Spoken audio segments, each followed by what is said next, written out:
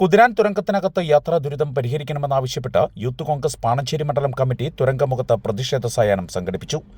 കോൺഗ്രസ് ജില്ലാ കമ്മിറ്റി അംഗം കെ.സി. അഭിലാഷ് പരിപാടി ഉദ്ഘാടനം ചെയ്തു. യൂത്ത് കോൺഗ്രസ് മണ്ഡലം പ്രസിഡന്റ് ജിഫിൻ ജോയ് അധ്യക്ഷനായി. വെളിച്ച സംവിധാനത്തിലെ തകരാറ് പരിഹരിക്കുക, എക്സോസ്റ്റ് ഫാനുകൾ പ്രവർത്തിപ്പിക്കുക, നിർമ്മാണത്തിന്റെ പേരിൽ അടച്ചുപൂട്ടിയ തുരങ്കം അടിയന്തരമായി തുറന്നുകൊടുക്കുക, കുതിരാൻ തുരങ്കത്തിലെ അറ്റകുറ്റപ്പണി ഉടൻ പൂർത്തിയാക്കുക, തുരങ്കത്തിനുള്ളിലെ ശ്വാസതടസ്സവും വെളിച്ചക്കുറവും പരിഹരിക്കുക, കരാർ കമ്പനിയുടെ ടോൾ കൊള്ളയ്ക്ക് കൂട്ടുനിൽക്കുന്ന കേരള സർക്കാരുകളെ ഒറ്റപ്പെടുത്തുക, സ്കൂൾ വാഹനങ്ങൾക്ക് ടോൾ പിരിക്കാനുള്ള നീക്കം അവസാനിപ്പിക്കുക, സ്ഥലം എം.എൽ.എ. മന്ത്രി കെ. രാജന്റെ ഈ വിഷയത്തിലുള്ള ബഡായി പറച്ചിൽ അവസാനിപ്പിക്കുക തുടങ്ങിയ ആവശ്യങ്ങൾ ഉന്നയിച്ചുകൊണ്ടായിരുന്നു പ്രതിഷേധം.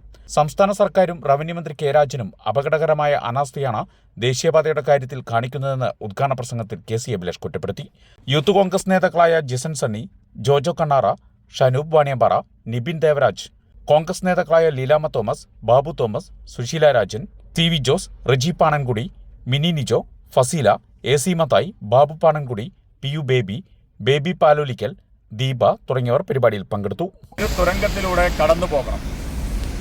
AC ഇട്ട കാറിൽ കടന്നു പോയാൽ പോരാ.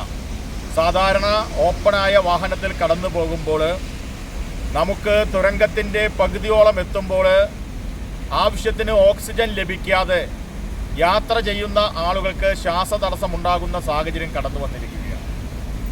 ഒരു ഭാഗത്തേക്ക് മാത്രം എക്സോസ്റ്റ് ഫാൻ വെച്ചുകൊണ്ട് നമുക്കറിയാം, പാലക്കാട് ഭാഗത്തേക്കുള്ള തുരങ്കത്തിലൂടെയാണ് ഇന്ന് രണ്ട് വശത്തേക്കുമുള്ള വാഹനങ്ങൾ കടന്നു പോകുന്നത്. തൃശ്ശൂർ ഭാഗത്തേക്കുള്ള വാഹനങ്ങൾ കടന്നു പോകുന്നതും അതുപോലെ തന്നെ പാലക്കാട് ഭാഗത്തേക്കുള്ള വാഹനങ്ങൾ കടന്നു പോകുന്നതും ഒരൊറ്റ തുരങ്കത്തിലൂടെയാണ്. ഒരു തുരങ്കം ഗാൻഡ്രി കോൺക്രീറ്റിൻ്റെ പേര് പറഞ്ഞ് 4 മാസം കൊണ്ട് പണി തീർക്കുമെന്ന് പറഞ്ഞ് 8 മാസം പിന്നിടുകയാണ്.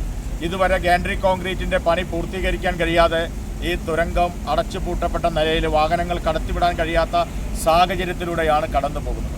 ഇവിടെ വിദ്യാഭ്യാസ കാലഘട്ടം ആരംഭിക്കാൻ വരികയാണ്. സ്കൂളുകൾ ജൂൺ 3-ന് തുറക്കുമ്പോൾ വിദ്യാർത്ഥികൾ ഉൾപ്പെടെ ഒട്ടനവധി പേർ യാത്ര ചെയ്യുന്ന ഈ പ്രദേശത്ത് ഒറ്റ തുരങ്കത്തിലൂടെ മാത്രം 2 ഭാഗത്തേക്കും വാഹനങ്ങൾ കടന്നു പോകുമ്പോൾ എക്സോസ്റ്റ് ഫാൻ ഒരു വശത്തേക്ക് മാത്രമുള്ളത്, മറ്റു ഭാഗത്തേക്ക് വാഹനം കടന്നു പോകുമ്പോൾ ആ പൊടിപടലങ്ങൾ അതിൻ്റെ ഉള്ളിൽ നിന്നും പുറത്തു പോകാതെ, നമുക്കറിയാം ഓക്സിജനും കാർബൺ ഡൈ ഓക്സൈഡും സംയുക്തമായി കാർബൺ മോണോക്സൈഡ് രൂപപ്പെടുമ്പോൾ അത് ആളുകൾ മരിക്കുന്നതിന് വരെ കാരണമാകുന്നു എന്നുള്ളത് നമ്മൾ പഠിച്ചിട്ടുള്ളതാണ്.